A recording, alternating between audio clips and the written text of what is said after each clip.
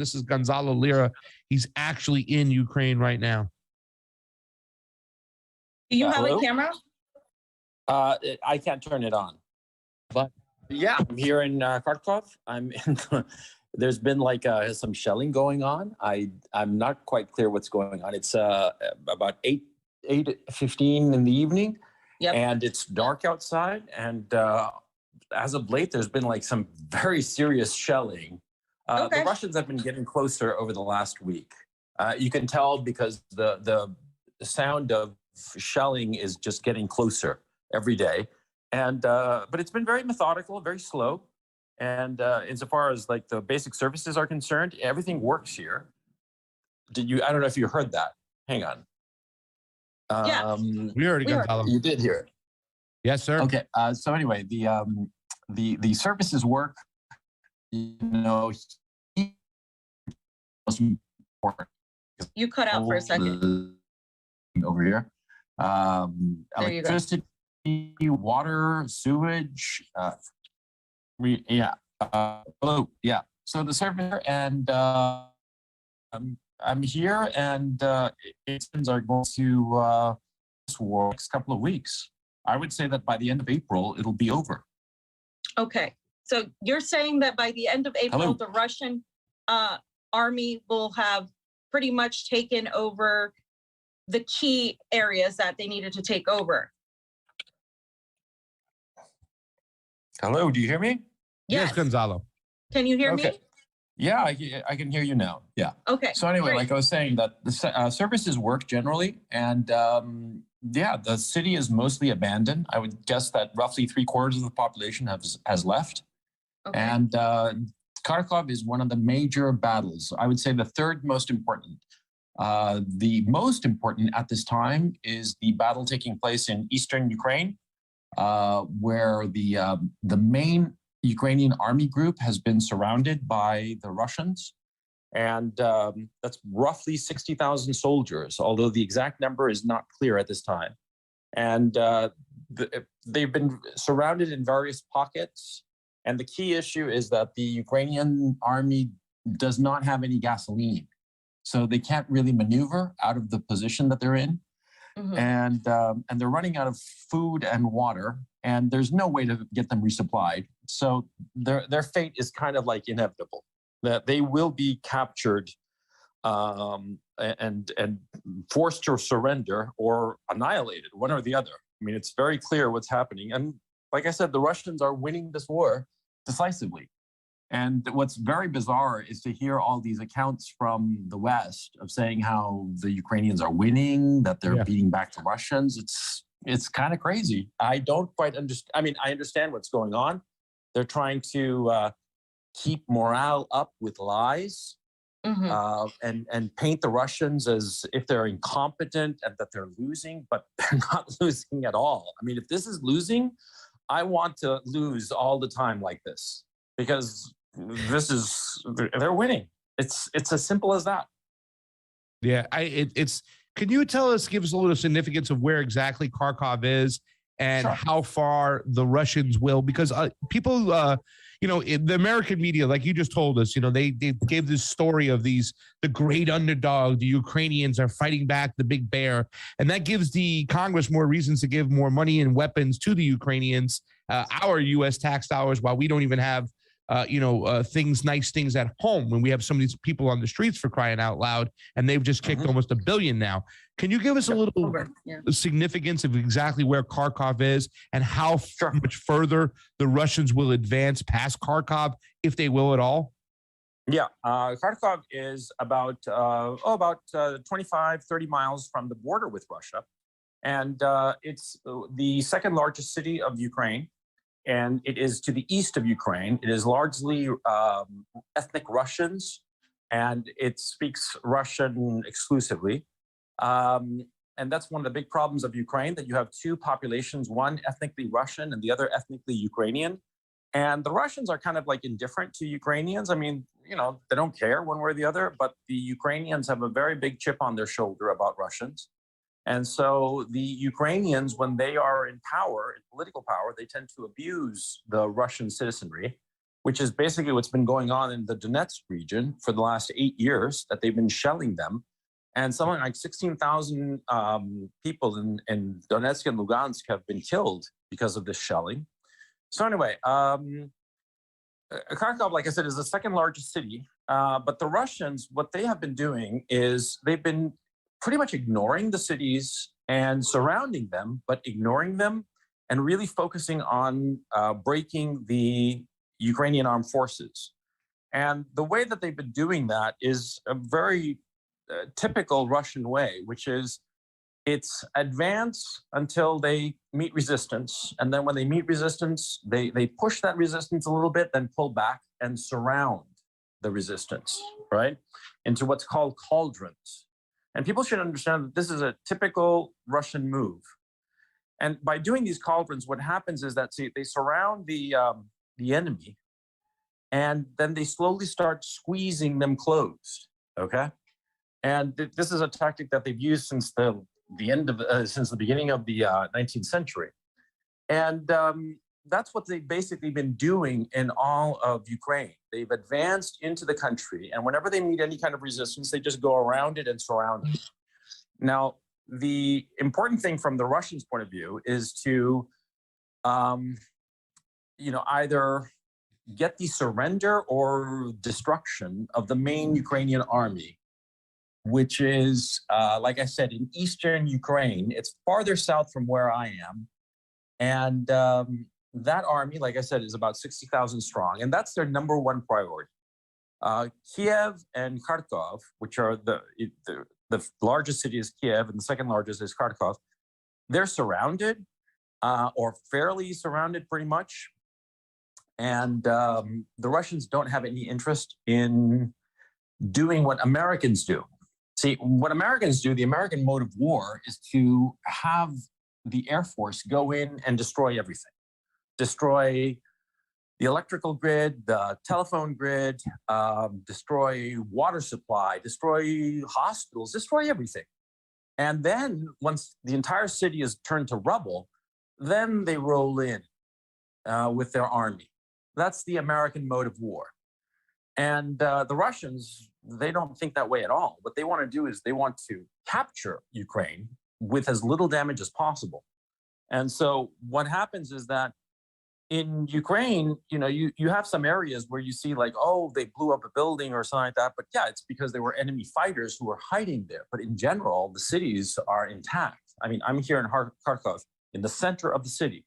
And I can tell you that all in all, for a city of 1.4 million, 1.6 million people, it's in pretty good shape.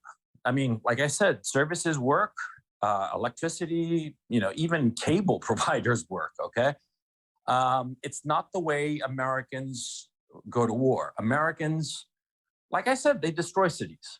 They destroy the city completely, and then they roll in. But the Russians have no intention of destroying these cities because they have to administer them later. And so what they want to do is surround them and slowly strangle them until the fighters in these cities surrender. That's their goal. So Gonzalo, I have a question then, because everything that's plastered in Western media right now is regarding the theater bombing, and how people have survived and they're coming out of the rubble and they're taking all these photos. Can you tell us a little bit about that? Because what we're seeing contradicts what they're showing. Yeah, a lot of it is going to be propaganda, okay? And a lot of it is going to be deliberately using civilians as human shields, because that's one of the things of the Zelensky regime. They have gotten into the habit of using civilians at gunpoint as human shields because they're just pigs. They're as simple as that. They're just pigs. And I do not understand. Well, I do understand. Zelensky has great PR. And that's why everybody thinks that, he's a hero. He's not a hero. He's an animal. And his entire government, his entire regime, they're pigs. In like American History X, the neo-Nazi crazies in American History X, that's what the Zelensky regime is. I'm not kidding, and I'm not exaggerating. And during this war, what they have done, and I can tell you with first, last names, they have kidnapped, tortured, and murdered 2 mayors. They have kidnapped and tortured at least one member of their own parliament. And they have video of this, by the way. It's not like me saying this. I have video and it's up on my Telegram channel, okay? They have video of them torturing some famous MMA fighter that had once sparred with a Russian, okay? They're that kind of crazy. They're crazy, right? And that the United States is supporting them, it's just it's that they're supporting the wrong guy. It's as simple as that. And it's not that I'm a Putin apologist. I'm not. There are lots of things that you can criticize about Vladimir Putin.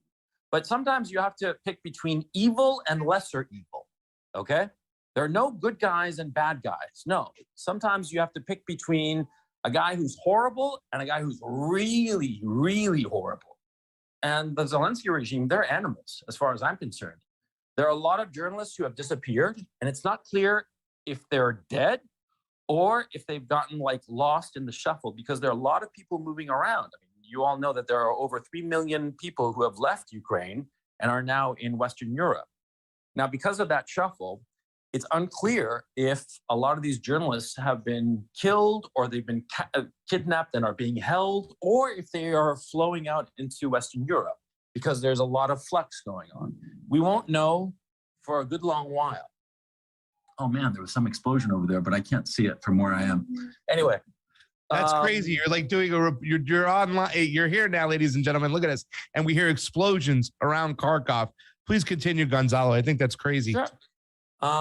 So you got to understand that the Zelensky regime is corrupt. Before this whole situation, this conflict, the Zelensky regime had shut down 4 television stations that were critical of him.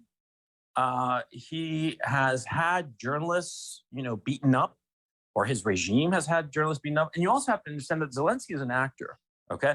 He is not the actual person in charge. The actual people in charge here in Ukraine at this time are a collection of Azov Battalion, S-14 members, and Right Sector members, all of them basically neo-Nazis. And I'm not saying this, you know how like in the United States, the left calls like J.K. Rowling a neo-Nazi? And that's just like nonsense, right? No. These are real Nazis.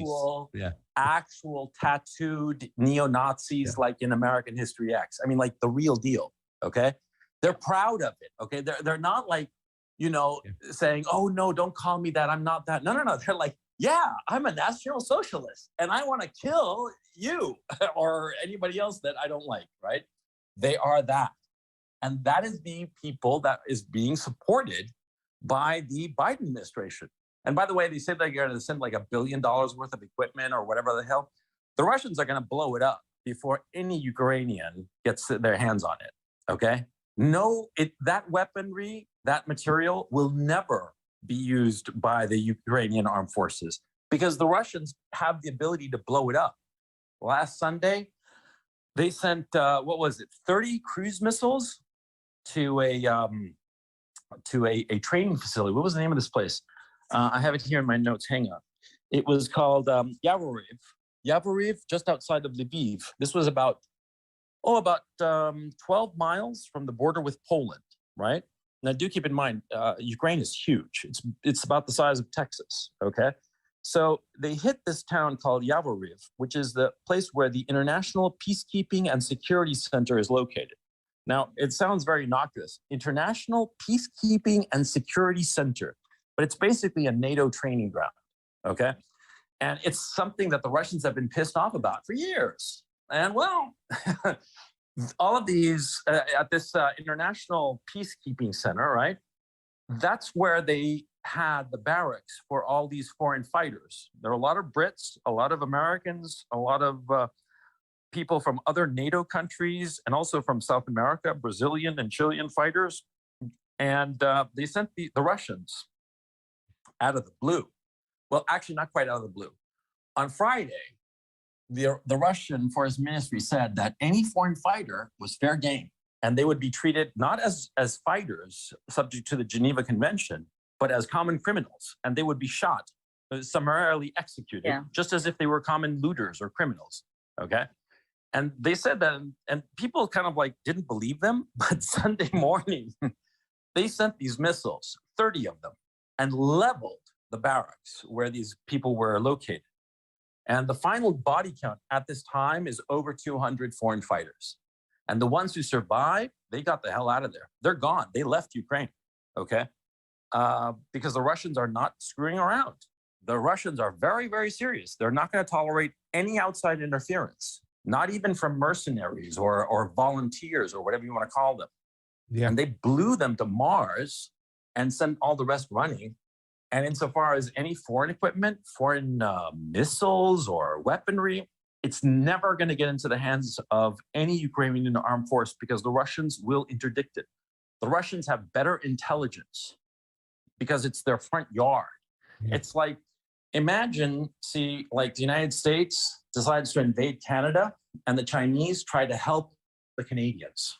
Who do you think is going to have a better shot at success? The Chinese, who are 10,000 miles away or whatever, or the Americans invading Canada and they're right there?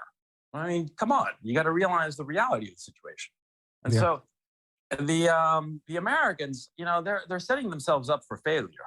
They're going to get BTFO'd, something horrible. Okay, I mean, this thing that happened on Sunday with these 200 plus foreign fighters dead, nobody's quite sure how many there are because nobody's releasing the actual figures, but it's known that it's over 200, okay? Because people talk.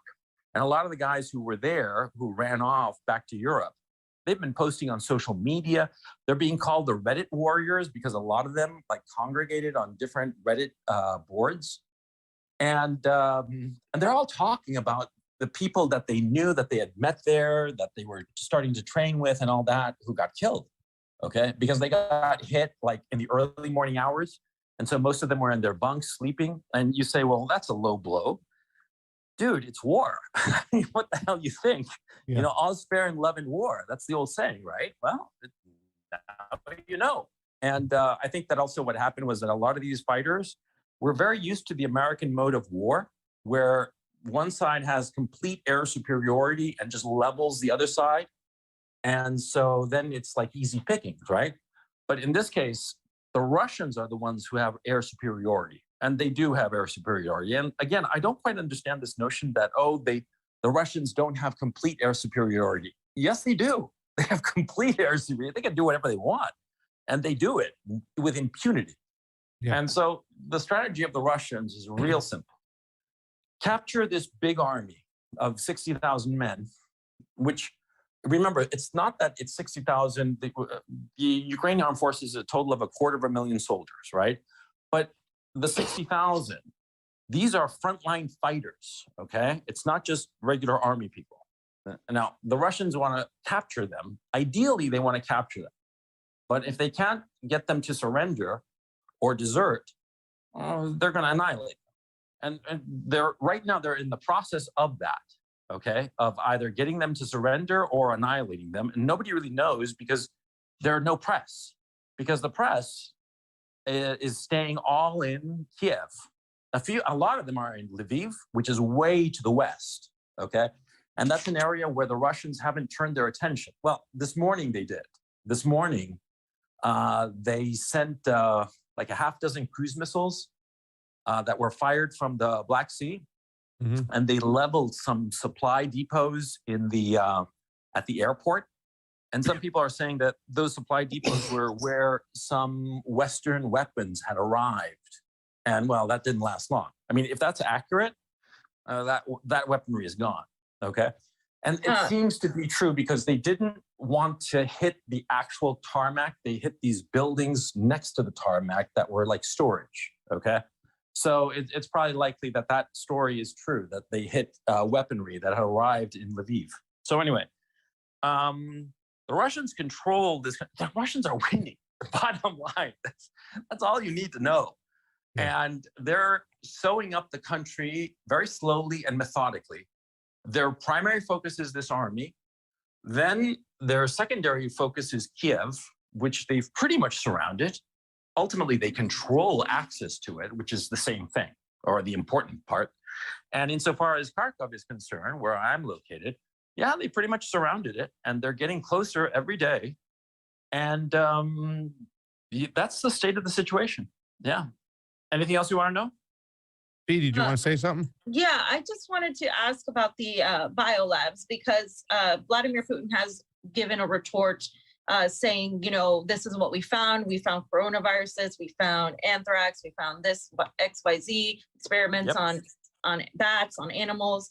And of course, the United States didn't get their ducks in a row, because on one end you had Jen Psaki denying it on Twitter, but then Victoria Nuland came out and basically admitted them, but it's called them biological research facilities instead of biolabs, and then shifted the perspective to focus on Putin and Russia getting their hands on this. So they admitted as much, but they're saying, oh, there's nothing there, it's just research. So what is going on from the Russian end as to what the perspective is on the biolabs? Because according to the Ministry of Defense, they do have documents that they plan on releasing, from what I've heard. Oh yeah, they've released them. They've released today. them. And when did genuine. they release them? Yeah, they're totally genuine. Oh yeah, you can find them on the Russian Ministry of Defense Telegram channel, and they're floating around. And lots of people have looked at them, and yeah, they're the real thing. Okay, bottom line, see, Victoria Nuland, who's the Undersecretary of State for Political Affairs, she said in Senate testimony in front of Marco Rubio's committee, she said that those biolabs existed, and that she was very concerned that the Russians would get their hands on that research and potentially use it against the West. Now, see, the obvious issue arises. If I have a biolab and I'm like, I don't know, coming up with a cure for Alzheimer's disease, right? What's my worry? Well, my worry is that, you know, this invading Russian army might either on purpose or by accident destroy my research, right? But I'm not worried that they'll capture my research, because I'm working on the cure for Alzheimer's, right? You know, it's harmless, or on the contrary, it actually helps people, right? But it's not something that you can use as a weapon. But if I have a biolab and I'm worried that the Russians will capture my research and use it as a weapon, well, what does that mean? It means that I'm not a research laboratory, I'm a bioweapons research laboratory. Come on, right? That's obvious here. And she said it herself. I saw that testimony, right? She said that she was worried that the Russians would get their hands on the research. Then if she's worried, then obviously they were working on something dangerous, something that could be used as an offensive weapon. So it's just a pack of lies, you know. Bottom line, the Americans were funding 26 research laboratories that were developing biological weapons.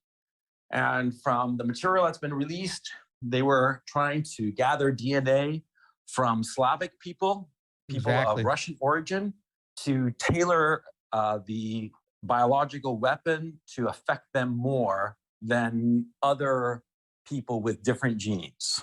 That looks like genetic weaponry, if you ask me. And the documents that have been released by the Russian Ministry of Defense, nobody has said that they're fake, okay?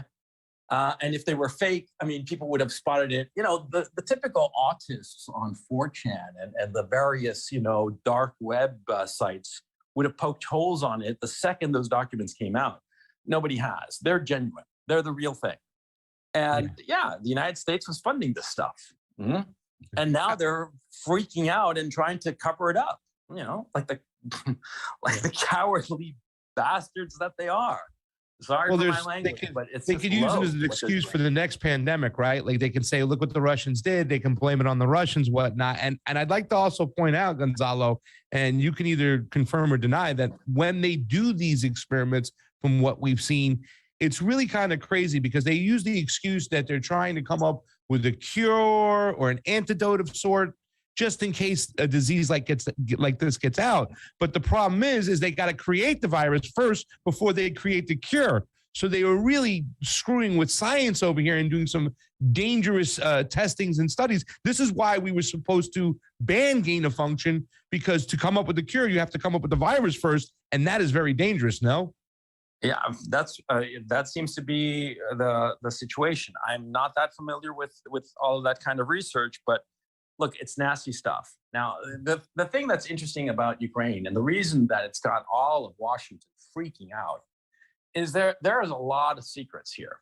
See, because this is a very corrupt country, and it's corrupt because Washington has turned it corrupt, and Western Europe to a lesser extent.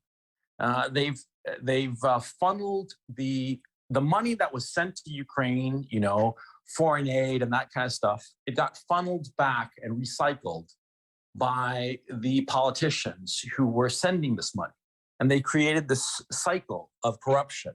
The United States, Western Europe would send money to Ukraine, foreign aid, and the money would land in Ukraine, but then big chunks of it would be kicked off to the children of prominent politicians. Like, for instance, the son of Nancy Pelosi, the son of Mitt Romney, the son of Joe Biden, and the son of John Kerry. Those 4 children of prominent politicians, they all were on the boards of directors of various gas companies in Ukraine. And none of them was an engineer or a specialist in the gas business. And they were all getting between $50,000 a month and $150,000 a month, depending, okay? So it's basically a payoff, you know? The moron sons of these politicians were getting a nice little sinecure, and it was being paid by the foreign aid that the United States was sending to Ukraine. And of course, in that foreign aid that went to Ukraine, it also got split off by local Ukrainian politicians. And the Ukrainian politicians would also spend some of that money on lobbyists in Washington to get more money sent to Ukraine. I mean, it was like a whole money scheme going on, okay?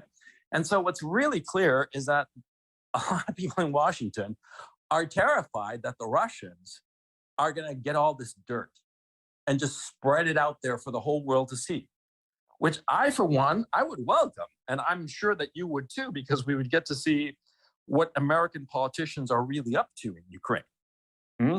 And as this, these bioweapons labs, this is just the tip of the iceberg. Yeah. There's just a lot of dirt here, okay? A lot of dirt, because this is like the perfect dumping ground for all kinds of nastiness, all kinds of corruption. And the Russians coming here, they're cleaning house, okay? And that's what's got everybody in Washington freaking out. And that's why my concern at this point is that Washington, with the Zelensky regime, will come up with some false flag attack, probably like a chemical weapons kind of thing, to give them an excuse to send NATO forces, American forces, into Ukraine. And I'll tell you right now what's going to happen to those forces. They're going to get blasted to Mars. I mean, it's going to get ugly, okay? Because the Russians are not the Iraqis. The Russians are not the Afghans. The Russians are a military peer, and they can really mess up the United States. Yeah. And I think the people at the Pentagon are the only ones right now who are kind of aware of that. They're kind of like, oh, we really, really don't want to go there, okay? And what happened to the foreign fighters last Sunday, that they got just totally annihilated, right? Annihilated. I mean, some of them hadn't even been there like, you know, a day, and they're dead, gone, right? There was, okay, this is a rumor or a story that I've yet to confirm, but apparently there was this sniper that came to Ukraine, the deadliest sniper in the world. You guys can look him up. Mm-hmm. And the story is that the guy lasted 20 minutes and he was taken out by the Russians, okay? Now, that's the story so far. I've been trying to look for confirmation, but the guy is dead. That's known, okay? He's this, I think he was a Canadian sniper, and he came like, you know, kind of like the Lone Ranger kind of thing, you know? And there was like dramatic pictures of him showing up, and he got killed, and he's dead, okay? The story is that he was 20 minutes out in country, you know, facing the Russians, and a Russian sniper took him out, okay? Now, I'm kind of laughing. I hope that, I mean, it's tragic. The death of anybody is tragic. Mm-hmm. Yeah. But, you know, a war with the Russians, the Americans aren't going to win. The Americans are going to lose, and lose badly, Okay. And it's going to be not mere, I mean, if you thought that Afghanistan was a humiliation, this is going to be worse because the Russians are going to win. It's their front yard. That's what I'm saying. It's their territory. Yeah, it's their backyard, front yard. And that's the thing, because I think a lot of Americans are sold that there's nothing stronger than American military might. But this is Russian territory. This is in their border. This is their backyard. You don't go over mess in their backyard and think you're just going to easily push them over. But I also want to say that when you say that, oh, you know, it doesn't. Sorry to interrupt. There's one thing. There's one other thing I want to mention. Go ahead, please. See, the Pentagon has war gamed a confrontation in Eastern Europe. They've lost every time. Yeah, I mean, they've war gamed war with Iran, right? I think there was a whole simulation in their backyard, and they lost sometimes too as well. That I don't know, but I do know that it's a really popular simulation. You should look it up. They talked about it. I think they took one of the generals from the United States and they made him the general of Iran. And in that territory, in that landscape, it's when you go into somebody else's home territory, you're in foreign territory over there. Your battle is completely uphill. Well, it's that the key issue is that the United States depends on air superiority, but total air superiority. Now, this works with rinky-dink little countries like Iraq and Afghanistan and Syria. But when you're dealing with a country that has extremely sophisticated air defenses, layered air defenses, so that they're aware of things long before they are actually a threat. And once they become a potential threat, they have more than enough equipment to counteract that. Then it's a whole different ballgame. Then America does not have air superiority. It might have a slight advantage, but if the other side has more numbers, then that advantage is gone. And the Russians are going to have more numbers because, again, it's their front yard. Okay. Yeah. And so the idea of the Americans declaring a no-fly zone, for instance, first of all, that's a recipe for World War III, because basically you're saying, well, we'll declare a no-fly zone. That means that no Russian airplane can fly. And if it does fly, we'll shoot it out of the sky. Good luck, buddy, because the Russians have the sophisticated equipment to knock down your plane, knock down your missile before it comes close to a Russian missile, okay? And if they, I mean, you got to understand the reality here. You're dealing with somebody, the United States has been thinking that they are, you know, they're the biggest guy on the block, right? But the Russians are just as big. And the other key issue, and something that the Americans don't understand, see, for the Russians, this is existential. They will go to the last man on this one. They will go as far as necessary to win. They cannot afford to lose. So when you're dealing with somebody, with an army that will do whatever it takes to win, you have to ask yourself, am I willing to go all the way? Because these guys will. And they will go all the way. And I'm not talking about nuclear. I'm talking about the will to win a war here. They will go to the last man to win this war. And so I just have to insist to people, and the only reason I'm on your show is to convince people, don't encourage this craziness. Don't encourage this insanity, because a wider war in Ukraine, number one, will destroy Ukraine pointlessly, okay? Number two, the Russians are going to win. And number three, the Washington leadership is so stupid that if they lose in a way that's too humiliating for them, they might decide, you know, maybe it would be good to like use a tactical nuclear weapon, you know, just a little bit, you know, just the tip, just to see what it feels like, you know. And once you start using nuclear weapons, which I firmly believe the Americans would start using first, out of like a spoil sport kind of like, you know, they beat us, so we're going to show them kind of attitude, because they're that immature and emotional and pathetic. I'm sorry, that's the truth. I think that the Americans would start using nuclear weapons. And once you start down that path, you know, anything is possible. I mean, literally anything is possible. And I think that the American leadership is so stupid. I mean, come on, look at Kamala Harris. She is a moron. That woman does not have enough IQ points to walk and chew gum at the same time. And she might potentially be the president of the United States ordering God knows what. And so I'm terrified of the Americans. I mean, the Americans are what terrify me, because they're so stupid and emotional. And they don't realize the power that they are wielding and how easily a conflict like this can, go way Escalate. beyond their control. Can escalate. You know? And I think Putin once, he said, he quoted Albert Einstein saying World War III will be fought with nuclear weapons. World War IV will be fought with sticks and stones. But I got to be honest with you, Gonzalo. I don't think that they are attempting to win this war. I've always said this before, the Americans, because they've always, the attitude of the Americans, and just hear me on this and give me your opinions, is that they don't care who wins the war. They don't care who loses the war. All they care is that they have the war, and that money is spent. And those oligarchs or those people, or the people within the military industrial complex, hey, they still got paid, whether that weaponry was used or not. A lot of individuals made a lot of money when we sent over $1 billion in weapons. So that's my thought process there, is the fact that it's just a money scam no matter what. I think so too. I think you're right. I think that the Americans, look, bottom line, and you can hear by my accent, I spent a lot of time in the United States.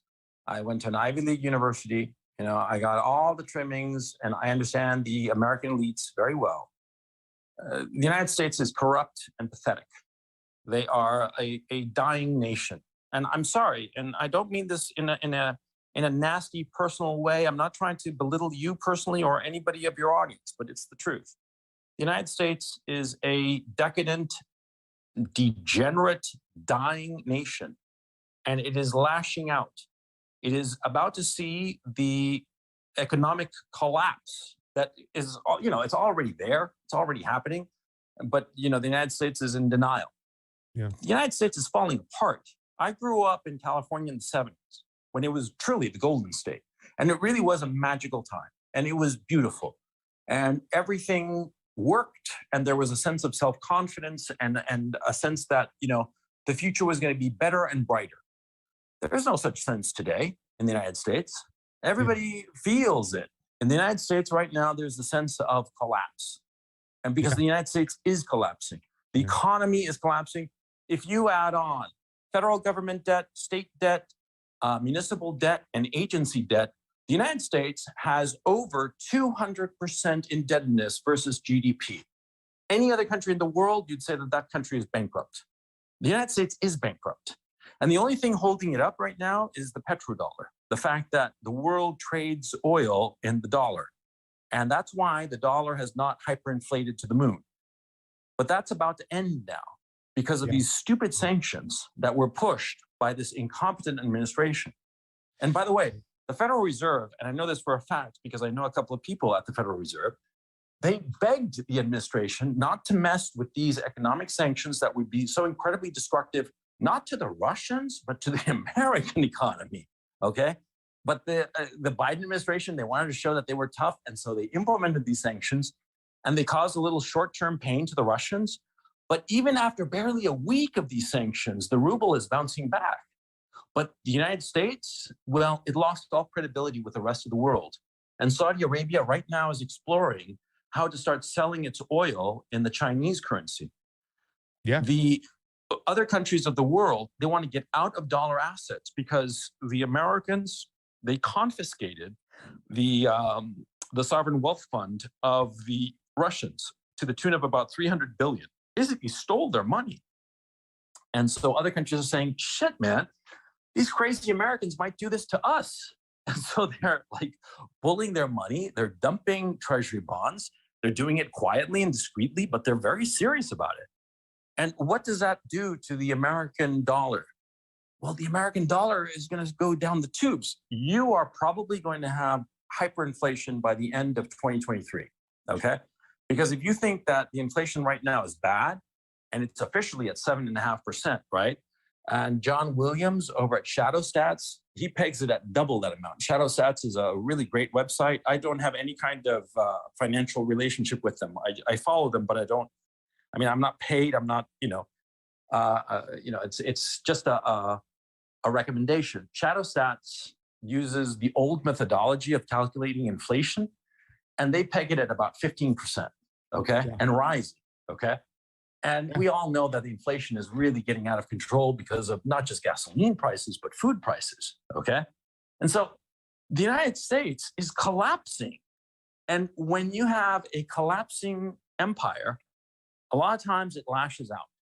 It lashes out because the leadership thinks that, some good war might distract from the collapse. And the thing is, the United States has nuclear weapons. And so that's the danger. That's the real danger.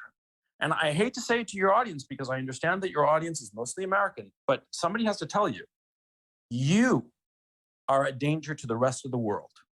You, America, because as your country is collapsing, which it is, you are becoming more and more hysterical. And your leadership is responding to your hysteria and trying to get into wars so as to distract you from the collapse, distract you from the problems that you have in your country. You should be solving your problems. You should be closing up your borders and not worrying about Ukraine's borders. Yeah. You should be worrying about the fact that your leadership is corrupt. Your leadership steals money in sly and underhanded ways. You should be thinking about the fact that your leadership does not care about you, but only about their own pockets and the pockets of the people who pay them. Absolutely. You should be worried and focused on trying to keep your country together and survive this imminent collapse that you're about to experience. That's what you should be concerned about. You should not be concerned about getting into a war in Ukraine where you have no vital interest whatsoever.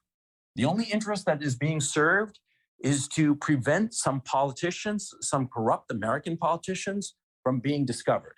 That's the only reason the United States wants to get into this war, because a lot of politicians, they did a lot of, dirty stuff in Ukraine. Oh, yeah. And they don't want it to come out. Well, that's the problem, is that Americans ignored that, right? I'm saying unfortunately, the ruling class, and I think you've made it very clear, it's not the Americans that, are the issue, it's the leadership. And, Gonzalo, I think this goes above our elected officials. I used to think that. I used to think that, and it's a nice sentiment. But the fact of the matter is, it's a government of the people, by the people, for the people. Oh, I don't believe that. People, by the people. Well, then stand up and get rid of the government you've got. I mean, come on. I agree. But they got people pitted at each other. I mean, that's the issue, what's going on right now. Instead of saying, look who the issue is, it's the people upstairs. They have everybody fighting with each other. And I don't know if you know this, Gonzalo, we're election specialists over here, and we're not too fond of the framework of our elections, that they are really producing the results that the people really want. You know what I'm saying? So, well, I'll tell you what I think personally. I think the November 2022 elections are going to be crooked as all get out. And I think that there likely won't be a 2024 election. I think that the Democrats, who are completely corrupt, I mean, the Republicans are just incompetent and paid off by big business, but the Democrats are actively evil as far as I'm concerned. And I think that they're going to figure out a crafty way to bend the November 2022 elections. And the Republicans won't win. And everybody's like, how is this possible? How is this possible? And, nothing will be done about it. They'll just take it, they'll just take it like, prison sodomy, and they'll just take it. And then in 2024, the Biden administration or Kamala Harris or whoever is in charge, they'll figure some crafty way to suspend the election because of some emergency. Maybe they'll declare another pandemic or something like that. Yeah, and possibly. You, the United States is going down the tubes, and the people are allowing it. Yeah. Well, I don't believe Biden and his administration and the Democrats are really in charge. I look more towards the World Economic Forum people and those heads, Council of Foreign Relationships. It seems like what we're witnessing is the controlled demolition of the American empire. And eventually everything, all news and everything will move eventually, I think, to Beijing. You're wrong. It's not controlled. I mean, if it were controlled, if they actually had a clue as to what they were doing, then I wouldn't be so frightened. I am more frightened of the United States than of the Russians here, and I'm in the middle of a war. I mean, you guys heard it, okay? I am a lot more scared of what the United States will do because it's not a controlled demolition. It's a sinking ship and all the rats are fighting one another. That's what's going on. And so, I mean, it would be comforting to think that there's some like World Economic Forum or Illuminati or somebody who's in charge and knows more or less what they're doing. But see, I actually grew up in the elite layer of American society. They don't have a plan. And the people who are running things, they're morons. They're stupid people. I mean, they are objectively stupid in the sense that they have a lot of IQ points and a lot of credentials, but they have no judgment. And they certainly don't have any kind of morality. Well, how do you think they got in charge? I beg your pardon? How do you think they got in charge? They got in charge because the United States created a system insofar as education and accreditation is concerned, where people who had success were those people who were willing to jump through artificial hoops, not people who were actually good at stuff. And the things that the people who at any time made any kind of mistake or actually screwed up and learned from that mistake, well, they got edged out, see? And so the only people who succeeded, who kept on this rat race and were the people who would jump through every hoop, but who would never make any mistake. And the only way that you can gain judgment is by making mistakes. You know, Chester Nimitz, who was the Supreme Allied Commander of naval forces in World War II in the Pacific. Yep. Well, Chester Nimitz, when he was like a second lieutenant or something like that, he grounded his ship, the ship that he was in charge of at the time. Yeah. He grounded it. And, you know, the leadership at the time of the Navy, this was like in the 1920s, and they scolded him, they reprimanded him verbally, but they didn't torpedo his career because those leaders at the time thought he's a very capable naval officer. He just screwed up. And so he was allowed to continue. And because of that screw up and other screw ups that Nimitz committed during his career, by the time he became admiral of everything, he had a lot of mistakes under his belt, i.e. he had a lot of experience, a lot of judgment. And so he was able to make the correct calls during World War II when it actually mattered. But this current system that we have is whenever anybody makes a mistake, no matter how trivial, they are automatically removed. And so the only people who get to the top are the people who are spotless. But these spotless people, since they've never made a mistake in their careers, they do not have the experience, the judgment, okay? Take a person like Jake Sullivan, who's the National Security Advisor of the Biden administration. Yep. He's a man who has only been in universities and think tanks. He's never had any kind of executive experience. He's never made a mistake in his career. And so when you listen to him, he seems very polished and very smart. But all of the decisions he has made and all the policies he has pursued are incredibly foolish and stupid. And they actually helped to create this situation, this war that we're currently in. Because he doesn't have any judgment. He only looks at the world from his lens, a very myopic lens. He doesn't have the ability to extrapolate and get into the shoes of the other guy and see how the other guy views the world and therefore come to some agreement. I mean, I personally despise Donald Trump for various reasons, but one thing I did notice is that he's a very good negotiator because he can put himself in the shoes of the other guy and realize what's important to him and try to come to some agreement that way. That's good negotiation. But see, guys like Jake Sullivan, guys like Jen Psaki, women like Samantha Powers, you know, all these people who are running the Biden administration now, they are products of this education system, of this accreditation system, of this rat race, where the only rats who get to the top are the spotless ones who have never made a mistake. But because they've never made a mistake, they always go with the flow and they never have independent judgment. They never say, hey, is this a good idea? It doesn't seem like a good idea. You see? Yeah. And that's why we have the situation we're in. We do That's not, an interesting and this perspective. Is something that I am highly critical of the right, of thinking that there's some big conspiracy and there's some people behind the curtains pulling the strings. Well, there are lots of people behind the curtains pulling the strings, like Obama himself, for instance. He's one of the people who's trying to pull the strings on the Biden administration. But see, these people pulling the strings or whatnot, they are fighting one another on the one hand, and on the other, they're not very smart in the sense of having good judgment.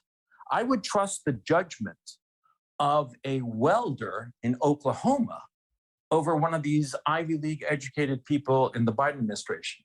Gotcha. And I'm not kidding. And I got an Ivy League degree with honors. Thank you very much. I can tell you, man, they're morons because they don't have judgment. That's the problem. And that's the situation we find ourselves in.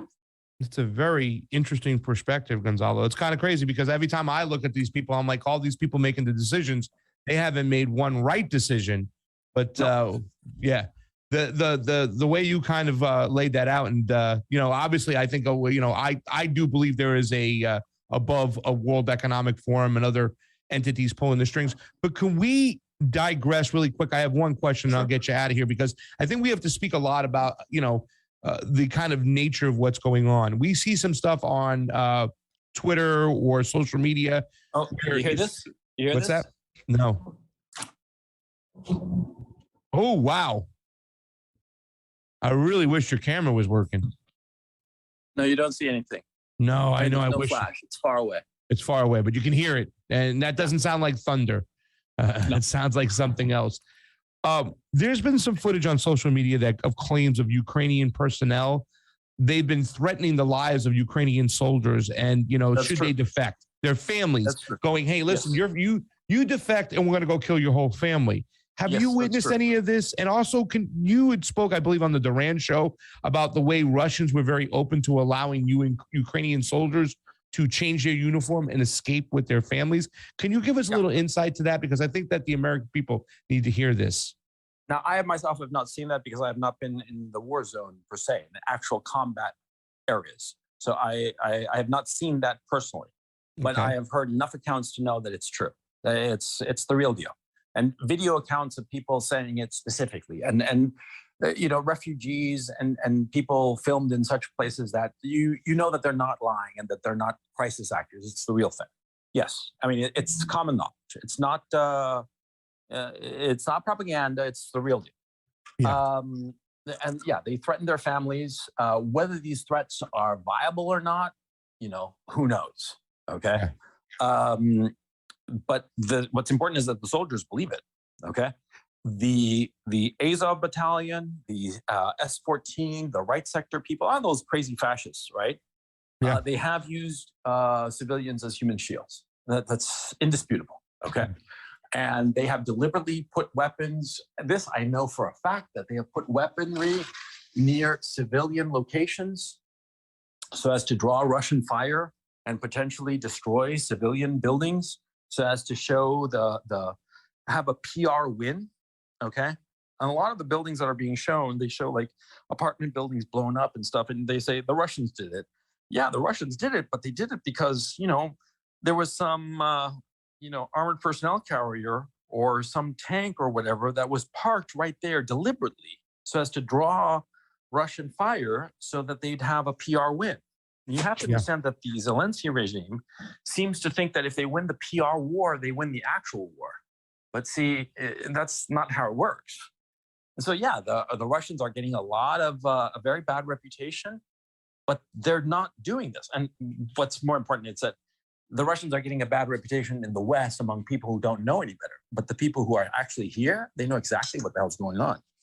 Okay? Yeah. And so, my phone is running out of batteries, so just want to warn you. We'll get you out of here. Did you hear any more information about the missile that was shot down intercepted by the Russians? I believe it was a missile that was maybe even going to Belarus. The Ukrainians claim, but supposedly what happened is that it was deterred and 23 civilians were killed, I believe, in the Donetsk region. Donetsk and Belarus are in the opposite ends of the country. Yeah, that's the thing I didn't understand is like they were claiming that stuff and that the Russians shot this down, and yet it killed like 23 civilians. Did you hear about this? Yeah. Do you have any more insight to that? Yeah, I know exactly what you're talking about. It happened a few days ago, and it was a missile that was fired by the Ukrainians, and it was deliberately aimed for the center of Donetsk, and there was nothing there militarily that was aimed for. The Zelensky regime, the armed forces, fired that missile. They wanted to hit civilians. They wanted to have a humanitarian crisis. And the guys are such pigs that after that event, they used pictures of the event that they themselves had carried out. The Russians, They used it to propagandize their cause. I mean, they shot civilians. They fired a missile that had cluster bombs. Okay, and these cluster bombs exploded and killed a bunch of people. Yeah, 23 people. And there's some video of it that was really horrifying. Horrible. And I saw the interview with one of the little kids who got hit by shrapnel. He got his leg cut up pretty bad, but other than that, he seemed to be okay. And stoic little Russian kid. Because also these people, these Zelensky regime people, they are ethnically Ukrainian, and because of their ideology, they think that Russians are subhuman, and so if their children die, it doesn't matter. These guys went on TV the other day, by the way, on Channel 24, which is like the big channel here in Ukraine. And one of their journalists said that what they had to do to defeat the Russians was not to kill the soldiers, but kill the Russian children and kill all of them. Only that way could they truly defeat Russia and obliterate Russians from the face of the earth. That's the kind of level of people we're talking about. And dude, that's what they said. And it's been translated by multiple people, and you can find it all over the internet. These guys are nuts. I mean, nuts, right? Yeah. So anyway, about the missile. Yeah, it hit in the middle of the city. There was no military around it. It had been intercepted by the Russians, but its trajectory was, just more civilian stuff. And because it was intercepted, not all of the cluster munition was set off. I have no idea how that works, but people who know more than I about this kind of stuff said, yeah, that's more or less how it works, because it wasn't armed or something like that. But anyway, it still caused a mess, and 23 people died needlessly. Yeah. And it's clear that the Zelensky regime did it so that they could kill Russians, number one, Russian civilians. They don't care. They don't distinguish between civilians and armed forces. Number one, kill Russians. And number two, get good photographs, which they used for their own propaganda. Yeah. Yeah. And so, they're horrible people. And the Americans want to arm that group of people. The Biden administration wants to arm that group of people. Yeah. Okay. And they know they'll fire at those citizens where the Ukrainian army might not have done that. Some of them have defected in the beginning, but they know these right-wing Azov battalion, members will fire at these Russian civilians with no question. The problem is it's not just the Azov battalion as a military unit, because you see, these people, they were instrumental in the 2014 coup d'etat, right? Absolutely. The so-called Maidan Revolution. Yeah. And see, these crazy people, they were agents provocateurs, right? And they had assembled themselves in the Azov battalion and other organizations. Now, after the coup d'etat, the Maidan, so-called Maidan Revolution, these groups were allegedly disbanded. But see, what happened was that they were pro forma disbanded, but they were dispersed throughout the Ukrainian armed forces. And so what happened was that, they were spread out, and they sort of like are in every area of the Ukrainian armed forces. And they have proselytized their ideology. And so a lot of other soldiers in the Ukrainian armed forces have become like them, crazy like them, okay? Yeah. And when the Russians say that they want to denazify, they're serious.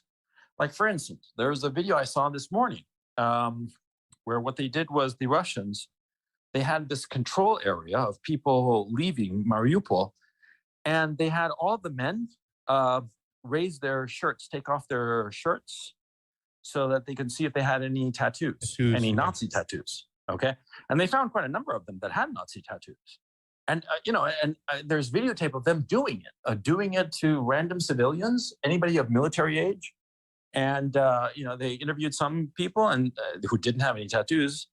And they were like, yeah, you got to do that because, they're Nazis. They're literal Nazis. And that's who the Biden administration is supporting. And my conclusion is because they don't want highly embarrassing information to come out. I think that's the bottom line on this issue. Yeah. Gonzalo, thank you so much for joining us. When you get back to the States, you're saying the end of April, this might be all over. I hope so. what's to make of the Zelensky regime? Is it going to be changed? Is it going to be, how are they going to go about this? Do you think they're going to have open elections, fair elections, maybe? No. The Russians are not going to negotiate. There isn't going to be any kind of negotiated settlement. Okay. Because it would be looked at as a loss if they negotiated out, right? Pretty much. Yeah. Well, if they do negotiate it, quote unquote, it'll be like a big lie. Okay.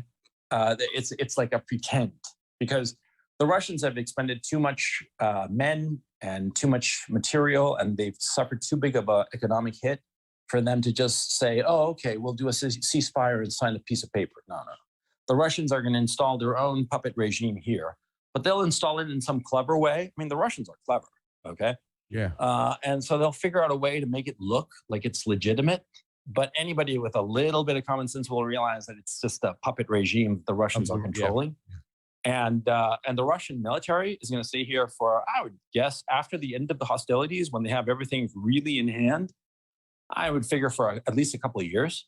Yeah. And enough to just weed out anybody whom they're suspicious of. And they're going to leave the country when the country is completely pacified and completely neutral. They're not going to leave before then. And like I said, they have the will for it, okay? Because for them, it's existential.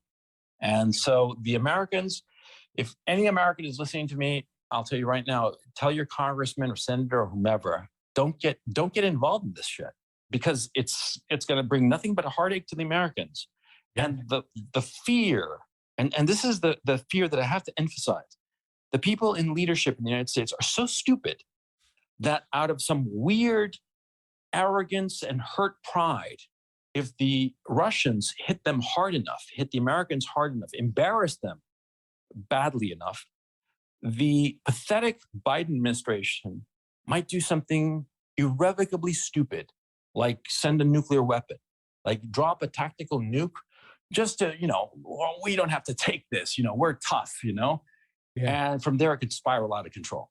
And so that's and this is a genuine fear. And anybody thoughtful who's following the situation will agree with me that the irresponsible leadership and the willingness to unleash unimaginable power because of hurt feelings and pride, that's how this situation can spiral out of control and end in the deaths of millions of people, literally millions of people, for no reason whatsoever.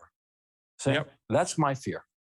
Mine too. And Gonzalo, I just want you to be safe and get back home. Well, where are you coming back to? You coming back to the States soon, or I'm not going to go back to the States. Why would I? I don't want to live there. No way. Well, I just want to know when we can have you back on the show, because I want to talk a little bit about maybe George Soros and his role in the Ukraine, and maybe a little World Economic Forum. Dive a little bit deeper with you, Gonzalo. Yeah, sure. No, I'm not going to be going back to this. I haven't lived in the States in 20 years. No, I'm staying here in Ukraine. I like it here. So nice. I have every intention. I mean, I live here, so I have no intention of leaving. Yeah. So yeah. So anyway, man, take it easy. Well, be safe there, and come back on the show when everything we get a little bit more information down the road. Just like I said, there's a lot of people in the chat here saying thank you so much, Gonzalo. Please stay safe. That's the words from the crew over here, and thank you so much for joining us today. That's very, very kind of you. Thank you so much. I very much appreciate those very kind wishes. That's very much appreciated. Well, you've been doing amazing work. You really have. And I hope I didn't rant too badly. And so no. I'll catch you guys later. Okay. Your rants, you gave us a lot of information. So rant away, sir. Be safe today. You have a good one. Bye. Thank you, Gonzalo.